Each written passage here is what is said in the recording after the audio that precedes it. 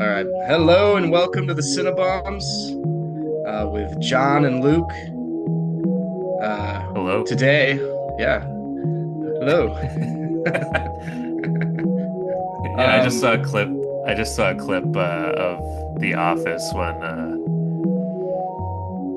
David Wallace comes in and like Idris Elba's there, and yeah, I just felt like Kevin there, where he just goes, "Hi," like after Hi. like Yeah. people keep saying hi. Yeah, yeah, yeah. Yeah, I think it first goes like Kelly. Hi. yeah. Hi, Hi. hello. Yeah. Hi, hello. Yes. Yeah, yeah, David kind of keeps saying. Yeah, but the one I saw is where Idris Elba is like breaking. They kind of focus on him Yeah, trying not to break during that, which I never noticed during the many times I've probably watched that yeah, scene. Yeah. yeah. Me either. That's also what I saw. Yeah. Anyways, today we're gonna start off by reviewing one battle after another. The Paul Thomas Anderson movie that has it swept the nation? I don't even I think know. it Like, has. Yeah. has it I been around think. everywhere? Like, At least in my virtual world that I live in, it has seemingly swept it. Um, right, because you follow everything and on but the then, algorithm and yeah, then I was just talking to a friend the other day and I mentioned it and he had no idea what I was talking about. So yeah, see, that's what I mean. Yeah. depends on who you are. Yeah. Yeah. Well, and also, I don't. I guess the screenings that I've gone to almost feel like early screenings, early bird or something like that. Hmm. And but you also saw it. So you know what? I don't know, at your local theater or whatever. Like, where did I you see did. it? Yeah, actually, my parents were here last weekend.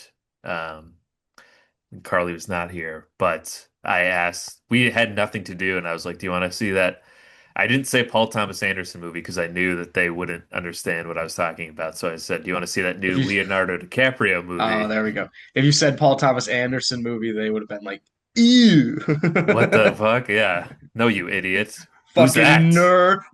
Yeah. My son's a loser. Oh yeah, so you went to college just so you could learn who Paul Thomas Anderson was. Okay, is that right? Yeah. Yeah, Uh that's literally my film school education. Yeah, and it was funny. They weren't sure about it, and my mom mentioned some other movie that I hadn't heard about with Matthew Okay. McConaughey. So that was interesting. Like clearly my mom and I are getting very different things fed to us. Because she Oh mentioned some yeah. Matthew McConaughey movie about him being a bus driver, and I don't even know about that movie. Yeah. exactly. Yeah. And I was like, I have no idea what that is. And then she's like, oh, okay, it's fine. And thankfully they agreed to go with me. Um, Right. so yeah, last weekend we went, the three of us went together. And at the after it, my mom said that she probably didn't need to see it again. And my dad at least talked about it more with me. So I feel like he liked it, but I couldn't get a straight answer. But yeah, I did see it at my local theater here, and I loved it. And I feel like the packed. There was not a an empty seat in the house Yeah. the night we Very saw it nice. too, and I feel I could just tell that the crowd was very into it as well. So Nice. Yeah. it was a Yeah. good theater going experience. Yeah, Yeah. Yeah. Big screen. big screen. It wasn't 70 millimeter VistaVision. I think we talked about this on our last episode. There's like Yeah. only a few places where you could do that, but it looked Yeah. like, did you go Because to the Vista Theater? I ended up seeing it in both formats during the last episode that I previewed it. I saw both, and Wow. I was mentioning to John that I'm recovering from being pretty ill right now, and so right before I got sick, I saw it. I saw one battle after another in VistaVision at the Vista Theater, which is like a very classic theater in Los Feliz that was like renovated by Tarantino a couple years ago. and it's the only place to see VistaVision. So I saw it there, and then I went and got sick for like a week, didn't do anything, and then when I started to feel better, I saw it again at the City Walk IMAX. Oh my God. You see it? Yeah, So it's just that's where you saw it the second time? yeah. Wow, that's So insane. it's massive, right? It's the screen Yeah. is so big, and that's 70 millimeter IMAX, and uh yeah, it's that's like the best IMAX theater you can go to. But so I just had these two kind of different experiences, Wow. because obviously the Vista Theater's screen is not that big. um, um, and I'm not gonna pretend that I understand these formats that much, and like, say that I could tell the difference between the image quality. Like Yeah. for me one image was way bigger. I think I could tell there was a certain picture quality to the VistaVision that did look particularly unique and maybe Hmm. classical, and but I that's the most I'm going to say without uh embarrassing myself trying to talk about VistaVision. um but so seeing it for the first time was super cool because like I felt like I was part of this exclusive kind of like crowd that had sought out seeing this movie. Um, on top of it, I don't know, being out in the LA area for any time a Paul Thomas Anderson movie comes out is great. It feels like I don't know. There's something in the air. It feels like there's like Christmas is going on or some shit, and you feel not weird for like looking forward to the Paul. You feel very normal. I feel like this is the first movie I've seen in a while that I want to go back to the theater to see it again. Um, and I feel like when I was like a teenager, I think I saw the Dark Knight 3 or 4 times in the theater, and I haven't had like that feeling. Not that I want to see this, 3 or 4 times. I think one more time would be good, um, but it did just have that like that quality to it where it was like uh not just like a good movie, but a movie that I wanted to just like get everything out of it that I could. And I feel like just seeing it the one time that there's so much more I could take from it seeing it again. And just like the experience of as well of seeing it in the theater um was so great. And I think something too is that it feels so relevant right now that I can't believe it wasn't filmed like a couple of weeks ago. Um, Yeah, yeah, that's something I was actually talking with my dad after. It was that he was like, my dad was trying to figure out when they started filming it because it felt like so relevant to literally this moment right now. right, right. Um, but I guess it started filming in like January 2024, so really not that all that long ago, but still before we knew what was going to happen in the past few months. Yeah, yeah. And it's also crazy is that it's the only contemporary PTA movie. Uh, mm, and like if you think about it, well, it is. I guess he only does the period pieces kind of, and the only one he decided to make a contemporary and kind of involves themes that are very relevant happens to kind of knock it out of the park. Um, and also, yet it's not. I don't think it's overly political, and it's also still very rooted in like family and stuff, which is what yeah. he's best at making movies about. So that's one of the things I think about it that makes it so charming is that there's I don't know there it can be applicable to now.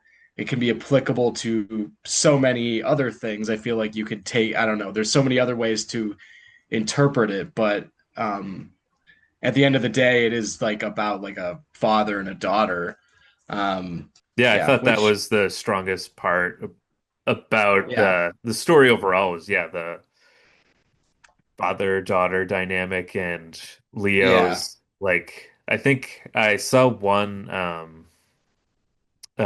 like Q&A or um something with like the whole cast after a screening where like Leo talked about how Bob is like this hippie guy, but he's also like a get off my lawn um person, Yeah. and I feel Yeah. like that is like that's capturing like a really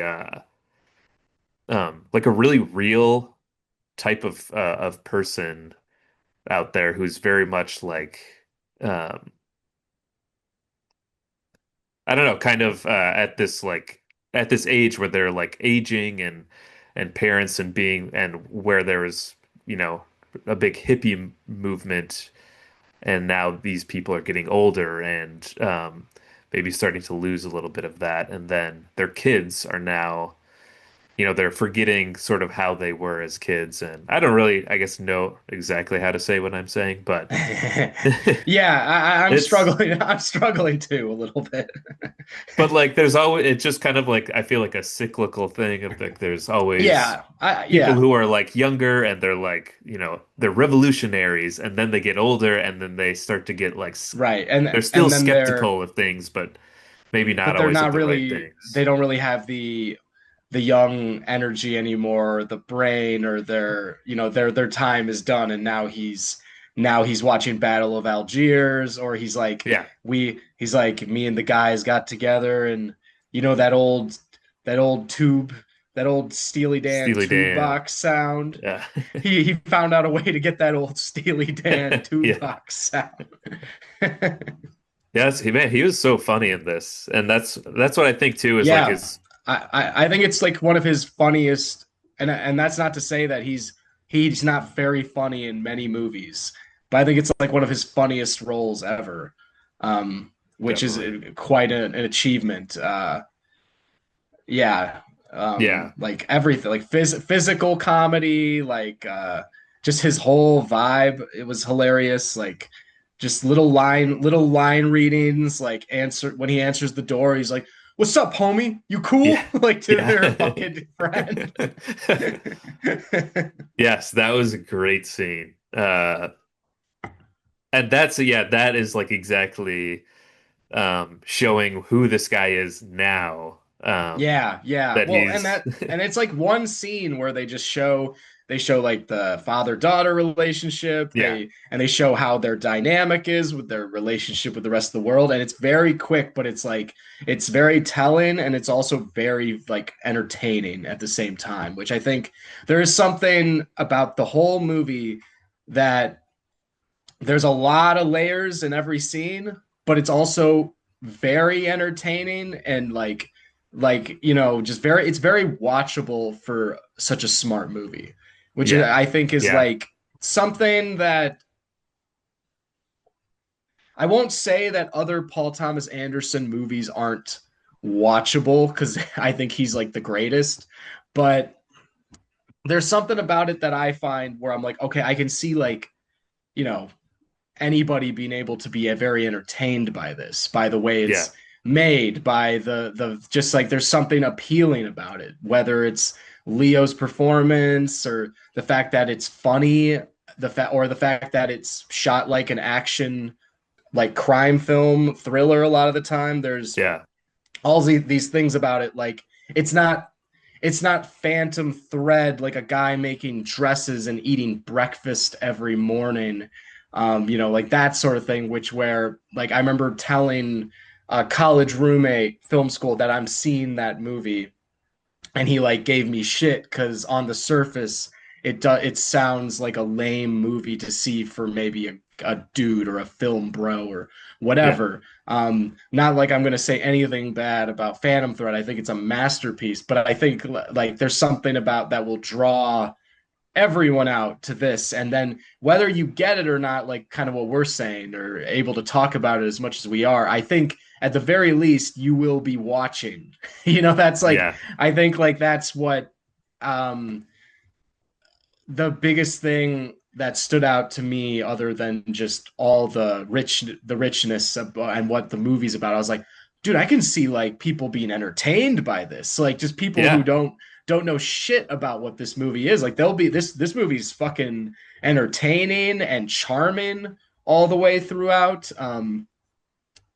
Even though it is also just very brilliant and like a yeah, genius movie, it's also just it's very accessible. Um, yeah, yeah. It's much more accessible than Phantom Thread or The Master. yeah, Like yeah, I don't think I saw Phantom Thread until like a year or so after it came out because I was not like I need to see this in the theater.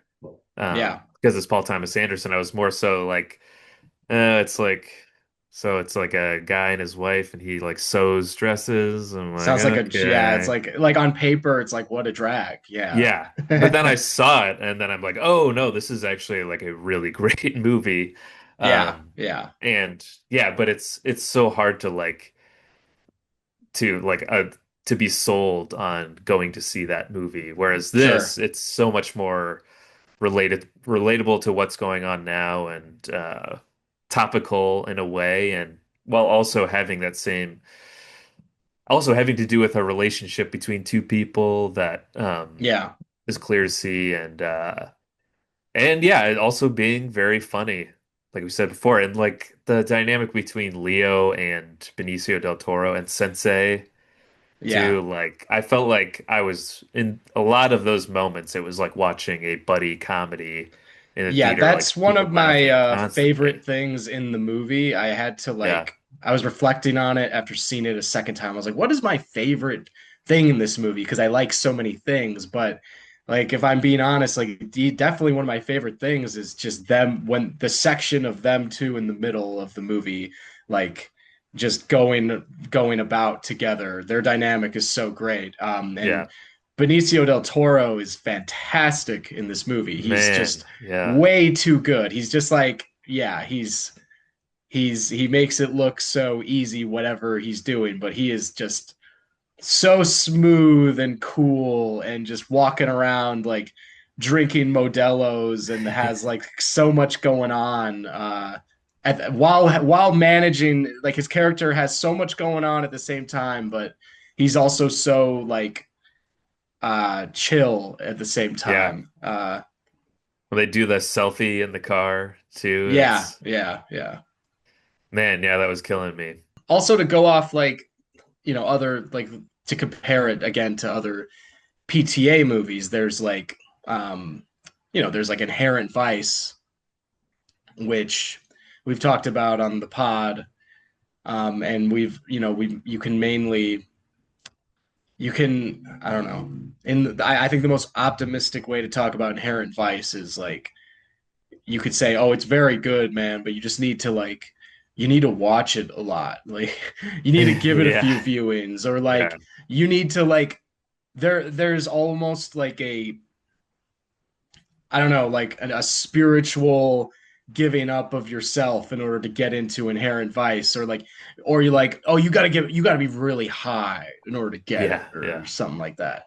And like I've had this like conversation with many people, and that's the other Paul Thomas Anderson pinch on um, you know, movie, but it unlike this movie and as I was reflecting on the work of Paul Thomas Anderson, I was thinking I'm like, dude, I love Inherent Vice, but I was ranking the movies and I was like, I have to put it towards the bottom because it's easily one of the toughest ones to watch. Like it's very difficult. You can't say that you're engrossed in that the whole time. You'd be lying. But like yeah, this One Battle After Another, on the other hand, is like what amazed me about it is from the beginning, I was like, wait a second, this is like a Pinchon movie again. This is clearly from a Pinchon book, you can tell, but yet he made it as entertaining as it could be, which is kind of just insane. Like I own Vineland, I've read it, like what this movie's based off, but I could not tell you what happened. You know, like but I could tell most scenes of One Battle After Another. yeah, Yeah, yeah, and I think too how it was shot, like you know.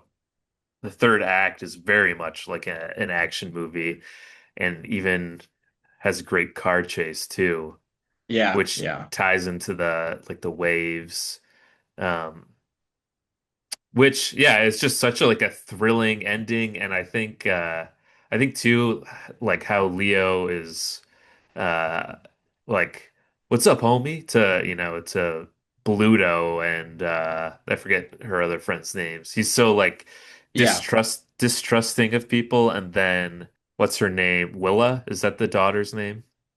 Uh I believe so. I think so, yeah. And she in the end, and when Leo this is spoilers, but when Leo is slowly walking up and they're both, you know, holding their guns up, and she's been through all of that, and then she is now in the shoes of not sure who to trust, and um has no idea who that one, hitman type guy Yeah, is, yeah, but yeah. doesn't obviously, doesn't trust him, and then even seeing finding out that technically she's Sean Penn's daughter, and having sort of this um turmoil with her like father figure in the beginning too, then it's like she's at a point where does she even trust him? And I feel like the Right, climax up right. to that, like the build up was just so good that Yeah, yeah. I mean that that moment was really like yeah, it was like a yeah, relief. that final scene, yeah, that you're the build up to that moment in the story is like a triumph, I feel like, because Yeah. yeah, like one first off, like the it's like that road they film on. I forget, but I like learned where it was. It's somewhere in Northern California, this like crazy winding road. And the way they shoot it is insane. I've never seen anything kind of like it. Like there's like a shot where like they kind of hold the camera, in one place, the car disappears, and then it Yeah. just comes back up, and then you're just kind of like rocking with, and I'm like, this is Yeah. insane, and it looks so good, and just the fact that I don't know the idea of like everyone's kind of in this chase scene has impaired vision due to this road.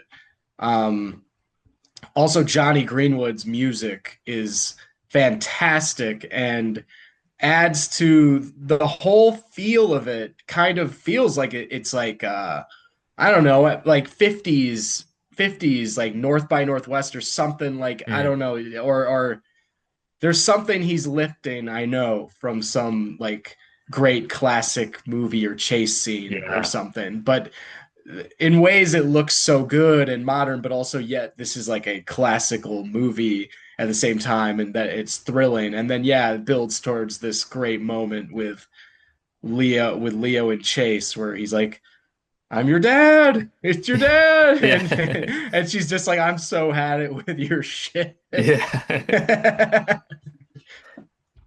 Well, that is like I someone else I don't know where I heard this or saw this, but someone else mentioned or made the comparison to like Christopher Nolan, how like the score is almost constant throughout the Yeah, movie yeah. too, which Which obviously it's and added it's to great. the It's tension. Yeah. yeah, it's fantastic. I've listened to it many times. Even like the opening, uh the titles theme is just great. That like piano, that haunting piano, and then the way the strings just come in all of a sudden. Yeah. Like next time you watch the movie, John, the opening hits. The like just the first shot is just fantastic because it starts playing the theme, the Greenwood theme, and then shows Tiana Taylor kind of like walking just on a road, and then it reverses to her in front of all this like all this chaos and stuff, and then the strings come in. It's just like no, and I'm like, holy shit, this thing is so epic. This Hell this yeah. movie is amazing. Man, just talking about it now, it makes me want to go like see it again today. Um, Yeah, it's an yeah, I just wanted to watch it again. it's an infectious movie. I mean, yeah, I will probably watch it many, many times. Ooh, wow. What a rush. Oh man, I felt like we were just in the movie. Yeah, High wow. point of the day. What else can we talk about with the movie? I'm trying to think.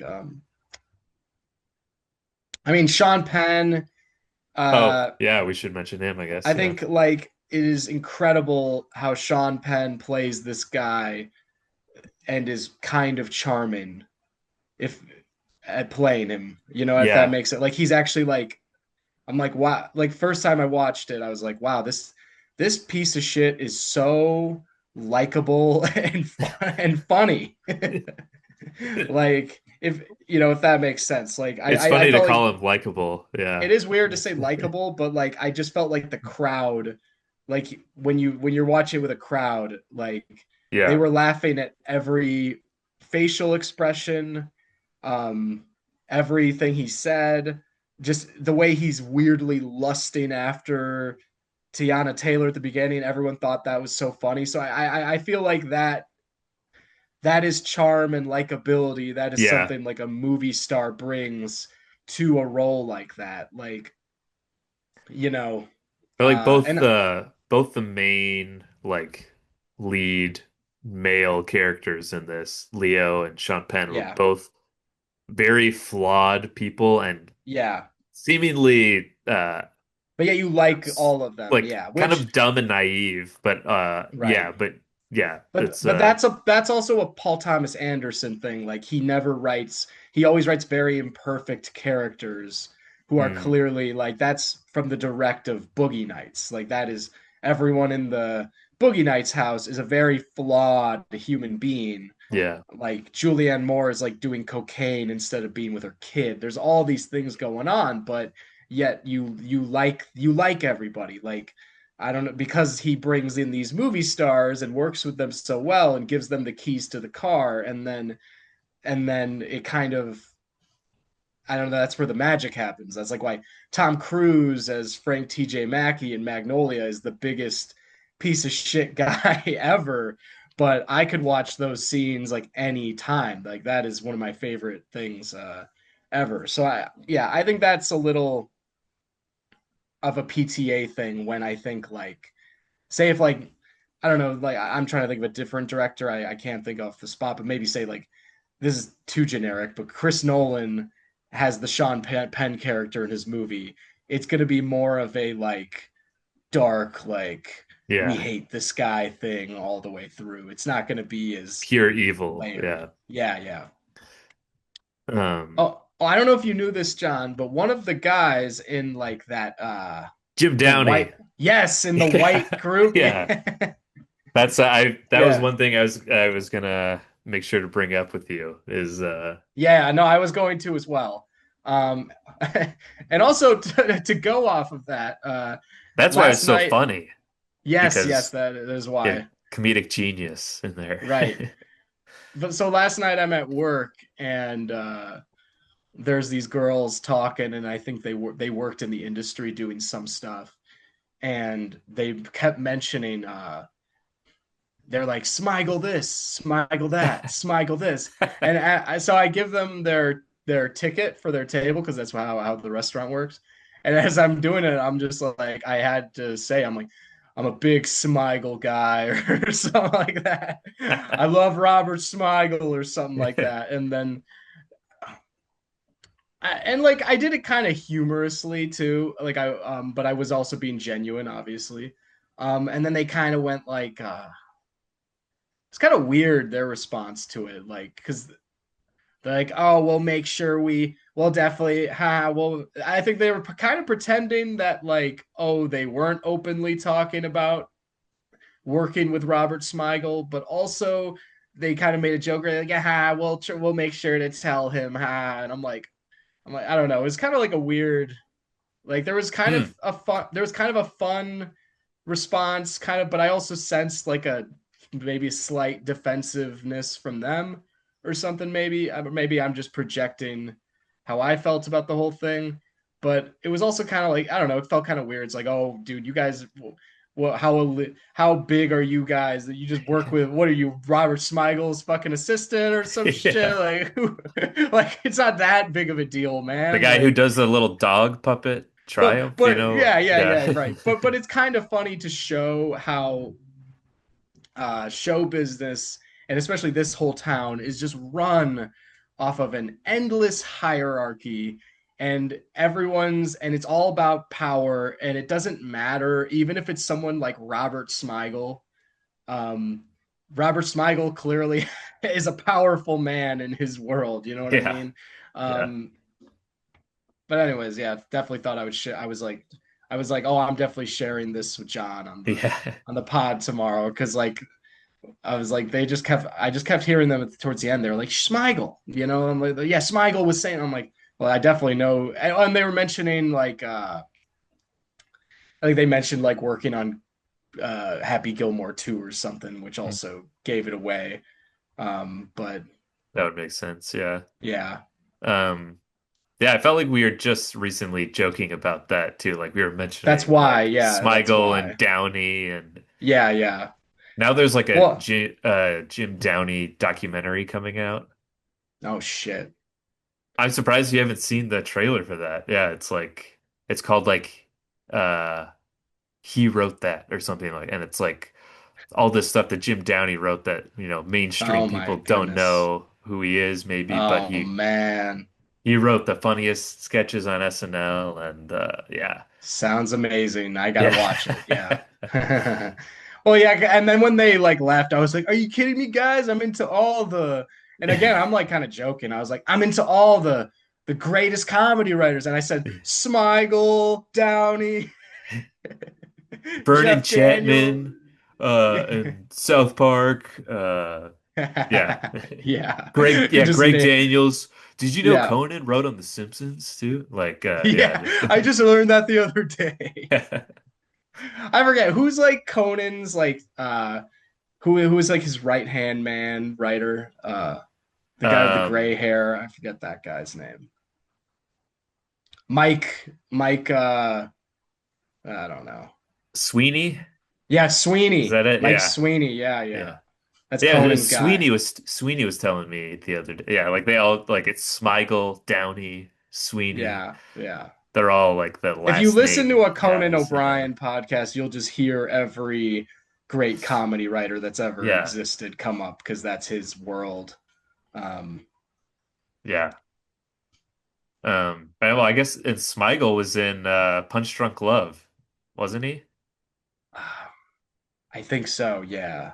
Thought he was like a family member or something. Yeah. He might be the because there's not many characters in that movie. So if I'm just Yeah, gonna go off the dome here, I think he's the one where Adam Sandler goes like, "I don't like myself that much," and he says it to the family member. I think that might be Robert Smigel. Yeah. yeah, yeah.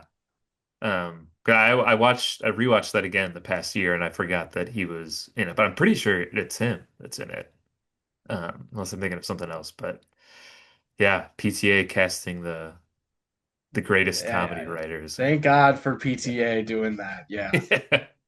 It's funny you're talking about like the Jim Downey documentary. It's like I've been on Peacock a good amount recently, and then I like noticed I'm like, dude, they have every single Saturday Night Live episode on Peacock here, so I can watch every single one. And I was yeah, like, that's crazy. I'm like, how do I have get the time, John, for everything?